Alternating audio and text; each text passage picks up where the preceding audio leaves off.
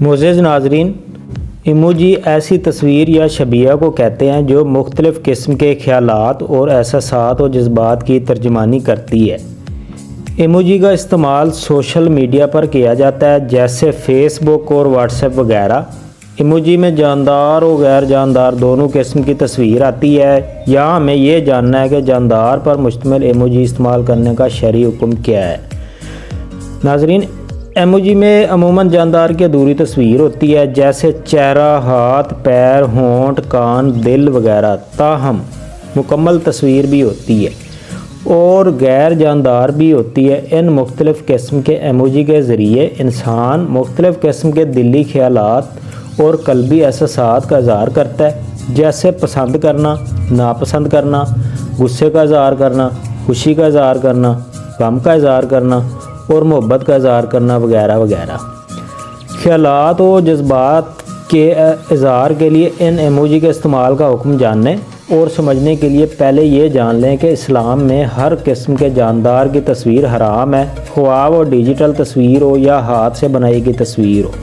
اس کے بعد مندرجہ ذیل 2 احادیث پر غور فرمائیں۔ ترجمہ: نبی کریم صلی اللہ علیہ وآلہ وسلم کی حدیث ہے۔ آپ صلی اللہ علیہ وآلہ وسلم نے فرمایا، تصویر کا تعلق سر سے ہے، اگر سر کاٹ دیا جائے تو تصویر کا حکم نہیں رہتا۔ ناظرین کرام، دوسری حدیث مبارک نبی پاک کے صحابی ابو ہریرہ رضی اللہ تعالیٰ عنہ سے مروی ہے۔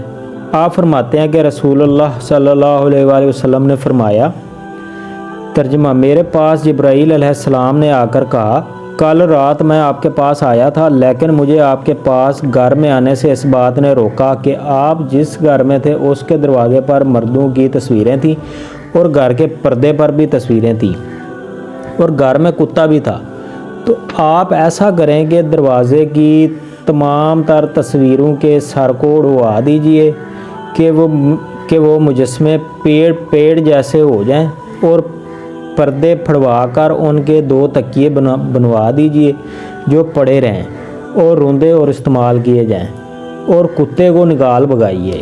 تو رسول اللہ صلی اللہ علیہ وآلہ وسلم نے ایسا ہی کیا، اور وہ کتا ایک پلہ تھا، حسن یا حسین رضی اللہ تعالیٰ عنہ کا، ان کی چارپائی کے نیچے رہتا تھا۔ چنانچہ آپ نے اسے بھگا دینے کا حکم دیا اور اسے بھگا دیا گیا۔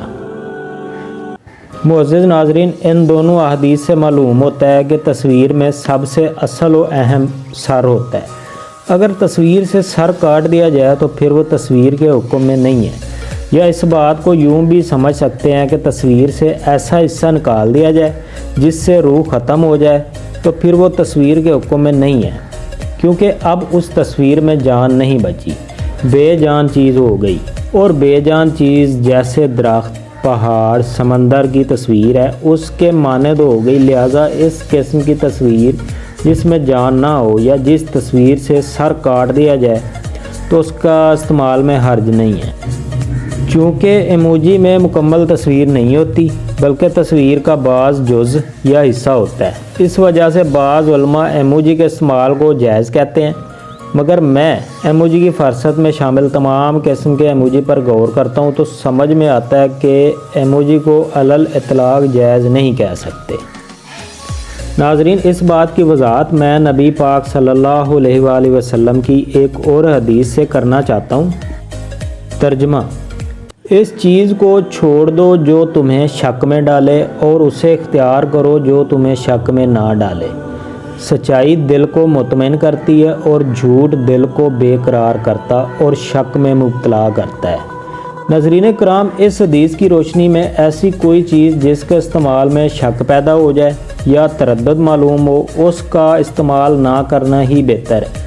اب ذرا ایموجی کی فہرست میں شامل ان ایموجی پر غور کریں جن کے بارے میں دل کھٹکتا ہے اور استعمال میں حرج معلوم ہوتا ہے۔ ایموجی میں مختلف قسم کے چہرے ہیں جن میں باقاعدہ سر، آنکھ، ناک اور کان وغیرہ بھی ہوتے ہیں۔ ایسے میں یہ مکمل تصویر تو نہیں، مگر تصویر کا اہم حصہ تو ضرور ہے، جس کے بارے میں رسول اللہ صلی اللہ علیہ وآلہ وسلم کا فرمان ہے کہ تصویر سر کا نام ہے۔ چہرہ اور ہاتھ کی مختلف تصاویر میں بعض تصاویر قابل اعتراض ہیں، جیسے غصہ کا اظہار کرنا، رونا، مکہ مارنا، عشق و محبت کا اظہار کرنا، ڈرانا، تالی بجانا، حتیٰ کہ ہاتھ جوڑنے کی بھی تصویر ہے، جو ہندوؤں کی یہاں عبادت کی علامت ہے۔ ایک مسلمان کے لیے اس کا استعمال کرنا جائز نہیں ہے۔ انسانی جذبات کی ترجمانی بلی اور بندر کی شکل میں بھی کی گئی ہے، حتیٰ شیطانی اور ڈراؤنی اشکال بھی پائی جاتی ہیں۔ ان ایموجی میں بعض عیبدار اور ناپسندیدہ چیزیں بھی ہیں، مثلاً قے کرنا، ناک سے دھواں نکالنا، مذاق اڑانا، نجاست اور چھینک کی علامت وغیرہ۔